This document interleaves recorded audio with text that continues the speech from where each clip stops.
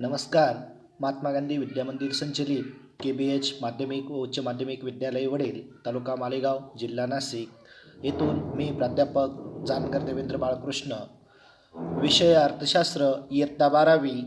या 12वीच्या अर्थशास्त्राच्या पुस्तकातील पाठ क्रमांक 9, भारतातील नाणे बाजार व भांडवल बाजार, capital money market and capital market in India या पाठाविषयी आपल्याला या ठिकाणी आज अभ्यास करायचा आहे.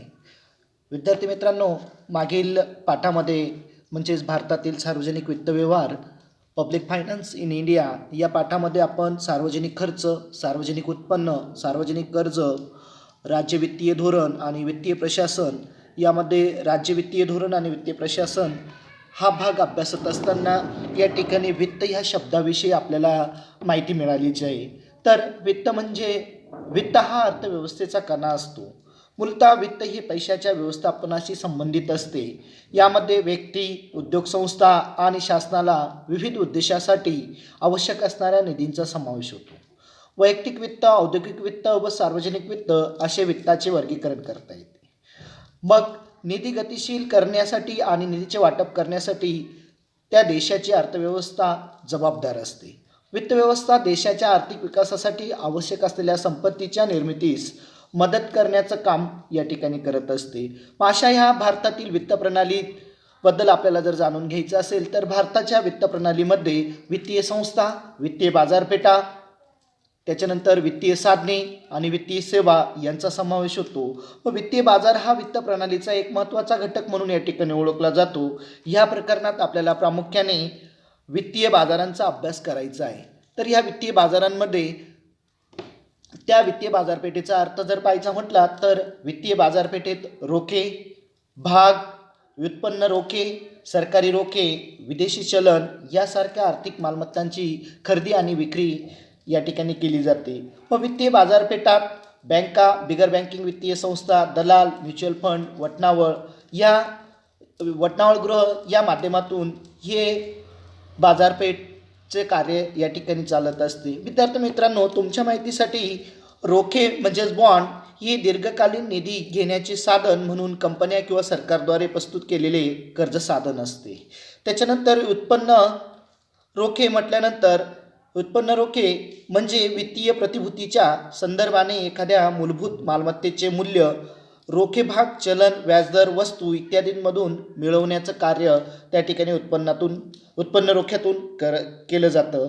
तर अशा ह्या वित्तीय बाजारपेठेबद्दल या ठिकाणी आपल्याला दोन भिन्न बाजारांचा समावेश या वित्तीय बाजारपेठेमध्ये आपल्याला पाहायला मिळतो. तो म्हणजे एक नाणे बाजार आणि दुसरा भांडवल बाजार. तर आज आपल्याला या ठिकाणी भारतातील नाणे बाजाराविषयी या ठिकाणी अभ्यास करायचा आहे.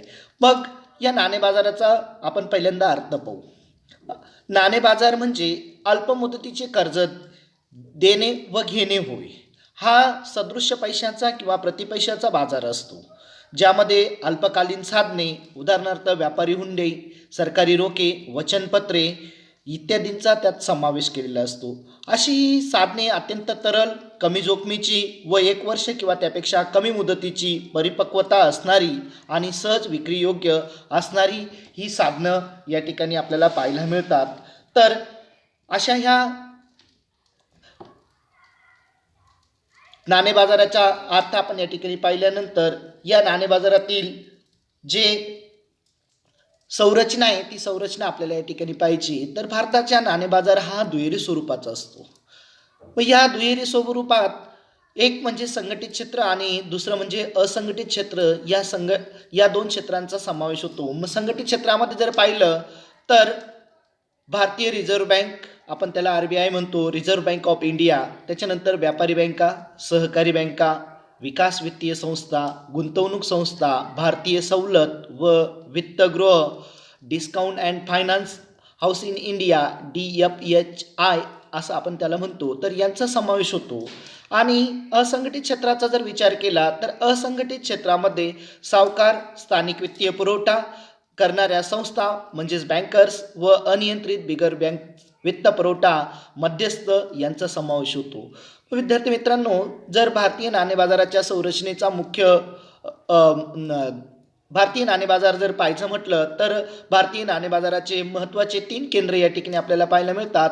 ते म्हणजे एक मुंबई, 2 दिल्ली आणि 3 कोलकाता या शहरांमध्ये ह्या भारतीय नाणे बाजार एकवटल्याचं आपल्याला दिसतं. त्याच्यात मुंबई ही एक प्रभावी नाणे बाजाराचं केंद्र म्हणून या ठिकाणी ओळखलं जातं आणि त्याचमुळे आपल्या या महाराष्ट्राच्या राजधानीला भारताची आर्थिक राजधानी म्हणून सुद्धा ओळखलं जातं, ज्यामध्ये भारतातील सर्व भागातून पैशांचा ओघ सुरू होतो. तर अशा ह्या नाणे बाजार या ठिकाणी आपल्याला संघटित क्षेत्राचा अभ्यास या नाणे बाजारातील करायचा आहे. त्याच्यामध्ये भारतीय रिझर्व्ह बँक, व्यापारी बँक, सहकारी बँक, विकास वित्तीय संस्था व भारतीय सवलत व वित्तगृह याविषयी आपल्याला या ठिकाणी अभ्यास करायचा आहे. तर त्याच्यात संघटित क्षेत्रातील पहिला भाग म्हणजे भारतीय रिझर्व्ह बँक.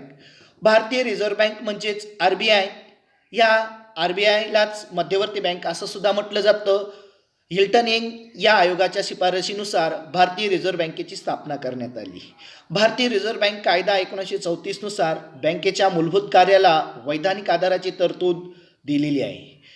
भारतीय रिझर्व्ह बँकेची स्थापना 1 एप्रिल 1935 रोजी झाली आणि ती खाजगी भागधारक बँक म्हणून त्या ठिकाणी त्याची स्थापना त्यावेळेस झाली.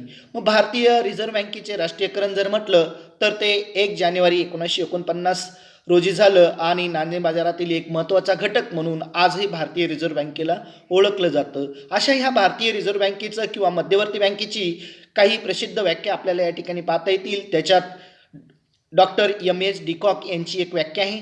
मध्यवर्ती बँक ही देशातील मुद्रा व बँकिंग संरचनेतील शिखर संस्था आहे. डिकॉक म्हणतात की मध्यवर्ती बँक ही देशातील मुद्रा आणि बँकिंग संरचनेमधील एक शिखर संस्था आहे. त्याच्यानंतर प्राध्यापक W. शॉ म्हणतात की अर्थव्यवस्थेतील पतपुरवठ्यावर नियंत्रण ठेवणारी बँक म्हणजे मध्यवर्ती बँक होय. म्हणजेच W. शॉ म्हणतात की पतपुरवठ्यावर देशातील असणाऱ्या अर्थव्यवस्थेतील पतपुरवठ्यावर नियंत्रण ठेवणारी बँक म्हणून मध्यवर्ती बँकेला ओळखलं जातं. अशा ह्या रिझर्व्ह बँकेचं काही कार्यसुद्धा असतात, ते कार्य आपल्याला या ठिकाणी पाहिजे. मग भारतीय रिझर्व्ह बँकेचे कार्य त्याच्यामध्ये पहिलं कार्य आहे की चलनी नोटांची निर्मिती करणारी बँक. रिझर्व्ह बँकेकडे 1 रुपया व नाणी सोडून म्हणजे जे आपण डॉलर किंवा चिल्लर आपण ज्याला म्हणतो तर ते सोडून सर्व रुपयांच्या नोटांची निर्माण करण्याचं काम या रिझर्व्ह बँकेकडे असतं. 1957च्या किमान राखीव प्रणालीनुसार रिझर्व्ह बँकेला किमान 200 कोटी रुपये ठेवावी लागते. याच्यामध्ये जर पाहिलं तर 115 कोटी सोन्याच्या स्वरूपात आणि 85 कोटी परकीय चलनाच्या स्वरूपात ठेवली जाते. म्हणजेच रिझर्व्ह बँकेला किंवा मध्यवर्ती बँकेला या ठिकाणी 1957च्या किमान राखीव प्रणालीनुसार या ठिकाणी 200 कोटी रुपयाची त्या बँकेला ठेवावी लागते आणि त्याच्यानुसार मग चलनांची किंवा या नोटांची निर्मिती करता येते. त्याच्यानंतर दुसरं कार्य जर म्हटलं तर सरकारची बँक म्हणून कार्य करण्याचं काम. मग ही रिझर्व्ह बँक सरकारची बँक किंवा सरकारचे सल्लागार आणि सरकारचा प्रतिनिधी म्हणून काम करत असते.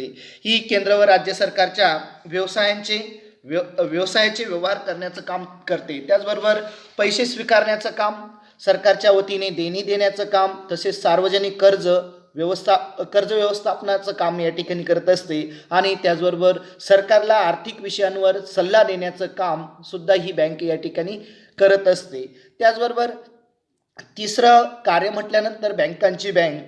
रिझर्व्ह बँक ही व्यापारी बँकांवर वैधानिक नियंत्रण ठेवण्याचं काम करत असते. म्हणजे सर्व बँकांवर नियंत्रण ठेवण्याचं काम या मध्यवर्ती बँकेचं असतं आणि त्याच्याच अधिकाराखाली या सर्व बँका या ठिकाणी चालत असतात. त्याचबरोबर सर्व अनुसूचित बँकांना रिझर्व्ह बँकेकडे त्यांच्या मागणी व मुदत ठेवीनुसार किमान रोख निधी राखीव ठेवणे अनिवार्य असते. म्हणजे ज्या बँका अनुसूचित बँका असतील तर त्यांना त्यांच्या मागणीनुसार आणि मुदत ठेवीनुसार किमान रोख निधींची राखीव निधी त्या ठिकाणी ठेवावा लागतो. तेव्हाच रिझर्व्ह बँक त्यांना कर्जाच्या सवलती किंवा कर्ज देण्याचं मुभा देत असते. रिझर्व्ह बँक व्यापारी बँकांना त्यांच्या योग्य हुंड्या वटवून देऊन आर्थिक सहाय्य करण्याचं सुद्धा कार्य करत असते आणि तसेच मंजुरी दिलेल्या तारणाच्या बदल्यात बँकांना कर्ज उपलब्ध करून देण्याचं काम सुद्धा रिझर्व्ह बँक करत असते. म्हणजेच एकंदरीत सर्व बँकांच्या व्यवहारांवर नियंत्रण ठेवण्याचं काम ही मध्यवर्ती बँक करत असते. त्याच्यानंतर या ठिकाणी चौथं कार्य आहे परकीय चलन साठ्याचा सांभाळ करणे. मग रिझर्व्ह बँक परकीय चलन साठ्याचं संरक्षक म्हणून एक काम महत्त्वाचं या ठिकाणी करत असते. त्याचबरोबर रुपयाचे अधिकृत विनिमय दर कायम ठेवणे, स्थिरता निश्चित करणे, आंतरराष्ट्रीय नाणेनिधीच्या सर्व सदस्य देशांच्या चलनांची खरेदी व विक्री करण्याचे कार्यसुद्धा रिझर्व्ह बँकेला करावे लागते. त्याच्यानंतर पतपैशाचे नियंत्रण करण्याचं काम पाचवं कार्य या मध्यवर्ती बँकेला करावं लागतं. देशातील सर्वोच्च बँक म्हणून रिझर्व्ह बँक या ठिकाणी व्यापारी बँकांना पतपुरवठाच्या आकारमानावर व त्यांच्या वापरावर नियंत्रण ठेवण्याचं काम ही मध्यवर्ती बँक करत असते.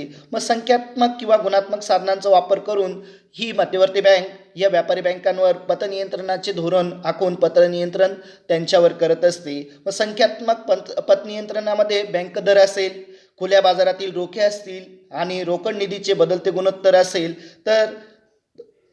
गुणोत्तर असेल जसे रोकड निधीचे गुणोत्तर म्हणजेच CRR, cash ratio, reserve ratio व संविधानिक रोखतेचे गुणोत्तर म्हणजेच SLR, स्टॅच्युटरी लिक्विडिटी रेशो या साधनांचा वापर करून ती या ठिकाणी पतनियंत्रणाचं काम करत असते. त्याचबरोबर गुणात्मक व पतनियंत्रणामध्ये कर्ज व तारण यामधील गाळ्यांचे नियमन, कर्जाचे नियंत्रित वाटप, नैतिक मनधरणी या साधनांचा सुद्धा समावेश करून पतपैशांवर नियंत्रण ठेवण्याचं कार्य ही मध्यवर्ती बँक करत असते. त्याच्यानंतर सहावा या ठिकाणी कार्य आकडेवारी गोळा करून प्रसिद्धीस देणे.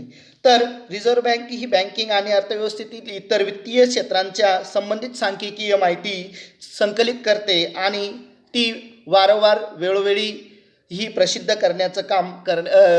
देण्याचं काम सुद्धा मध्यवर्ती बँकेलाच करावं लागतं. त्याच्यानंतर सातवं कार्य म्हणजे विकासाभिमुख आणि प्रोत्साहनात्मक कार्य. रिझर्व्ह बँक निमशहरी व ग्रामीण भागामध्ये बँकिंग सेवा वाढवण्यासाठी ठेवीदारांना संरक्षण देण्याचं काम, त्याचबरोबर कृषी पतपुरवठा आणि औद्योगिक पतपुरवठा यांच्यासाठी काही विकासात्मक कार्य या ठिकाणी करत असते. म्हणजेच ग्रामीण किंवा निमशहरी भागांमध्ये आपल्या बँकांच्या सेवा वाढवण्यासाठी त्या ठिकाणी त्याचबरोबर ठेवीदारांना संरक्षण देण्याचं काम, त्याचबरोबर कृषी पतपुरवठा आणि औद्योगिक पतपुरवठा यांच्यासाठी सुद्धा विविध प्रकारच्या विकास योजना किंवा विकासात्मक धोरण आखून त्या ठिकाणी बँकांचे व्यवहार सुरळीत कसे चालतील हे सुद्धा पाहण्याचं काम या रिझर्व्ह बँकेकडे असते. त्याच्यानंतर आठवं, इतर कार्यांमध्ये रिझर्व्ह बँक आपल्या सदस्य बँकांच्या खात्यामधील आपापसातील देण्याघेण्याचे व्यवहार पूर्ण करण्यासाठी निरसन केंद्र म्हणून कार्य करत असते. त्याचबरोबर व्यापारी बँकांचा अंतिम ऋणदाता म्हणून सुद्धा या मध्यवर्ती बँकेकडे पाहिलं जातं. एखादी बँक जर आर्थिक संकटात सापडल्या असेल तर त्यांना आर्थिक सहाय्य पुरवण्याचं कार्यसुद्धा या ठिकाणी मध्यवर्ती बँक या ठिकाणी करत असते. तर अशा पद्धतीने आज आपण या ठिकाणी मध्यवर्ती बँकेचे कार्य, त्याचबरोबर या ठिकाणी भारतातील वित्तप्रणाली आणि त्या वित्तप्रणालीतील भांडवल बाजार आणि नाणे बाजार याविषयी आणि नाणे बाजाराचा संरचना, त्याच्यानंतर नाणे बाजाराचा अर्थ आपण या ठिकाणी समजून घेतला. पुढच्या तासाला आपण या ठिकाणी व्यापारी बँका आणि व्यापारी बँकेचे कार्य आपल्याला समजून घ्यायचं आहे.